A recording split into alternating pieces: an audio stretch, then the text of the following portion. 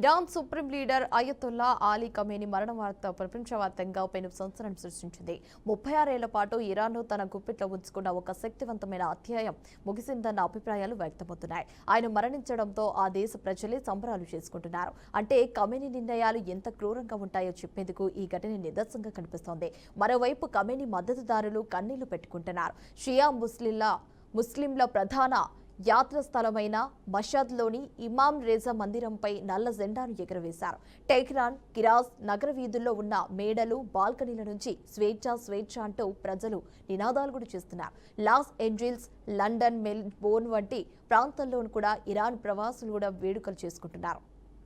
1979 Iran విప్లవం తర్వాత Khamenei కీలక నేతగా ఎదిగారు. 1981 నుంచి 1989 వరకు ఇరాన్ అధ్యక్షుడిగా పనిచేశారు. 1989లో ఇరాన్ మొదటి సుప్రీం లీడర్ అయతుల్లా ఖమేనీ మరణం తర్వాత అలీ ఖమేనీని ఆ బాధ్యతలు చేపట్టారు. అప్పటి నుంచి 2026 ఫిబ్రవరి 28న మరణించే వరకు సుమారు 36 ఏళ్ల పాటు ఆయన ఇరాన్ అత్యున్నత నిర్ణేతగా కొనసాగారు. ఇరాన్ సైన్యం, న్యాయ వ్యవస్థ, మీడియా అంతా ఆయన కనుసన్నల్లోనే ఉండేవి. మధ్య ప్రాచ్యంలో అత్యంత సుదీర్ఘకాలం పాలించిన నేతగా ఆయనకు పేరుంది.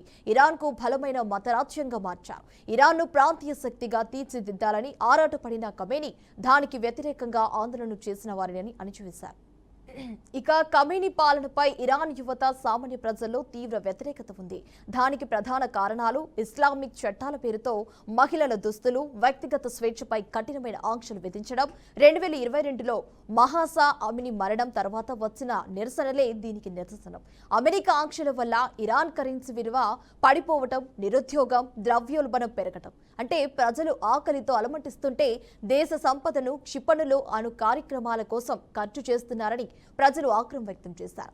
ఇలా ప్రభుత్వంపై విమర్శలు చేసేవారిని, నిరసనకారులను జైల్లో పెట్టడం లేదా ఉరితీయడం వంటి చర్యలు ప్రజల్లో భయాన్ని, ద్వేషాన్ని పెంచాయి. తాజాగా 2026లో జరిగిన లయన్ అండ్ సన్ విప్లవం కూడా ఆయన గద్దెదించాలని కోరినదే.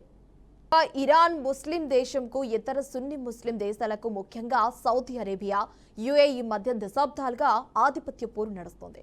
మిడిల్ ఈస్ట్ లో పట్టు సాధించడానికి ఇరాన్ ప్రయత్నిస్తోంది. అందుకే లెబనాన్, హిజ్బుల్లా, యెమెన్ హౌతీతులు, ఇరాన్, సిరియాలోని గ్రూపులకు మద్దతు ఇస్తూ ఇతర దేశాలలో అస్థిరత సృష్టిస్తోంది. తాజాగా ఖమేనీపై జరిగిన దాడికి ప్రతీకారంగా ఇరాన్, కువైట్, యుఏఈ, ఖతార్, బహ్రెయిన్లోని అమెరికా సైనిక స్థావరాలపై క్షిపణి దాడులు చేసింది. ఈ దేశాలు అమెరికాకు సహకరిస్తున్నాయనే నెపంతో ఇరాన్ ఈ దాడులకు పాల్పడుతుంది. ఇజ్రాయెల్ను మ్యాప్ నుండి తొలగించాలనేదే ఖమేనీ లక్ష్యం. దీనివల్ల ఇజ్రాయెల్తో సంబంధాలు ఉన్న ముస్లిం దేశాలను కూడా ఇరాన్ శత్రువులుగా చూస్తోంది. ఇక ఖమేనీ మరణంతో ఇరాన్లో ఒక శకం ముగిసింది.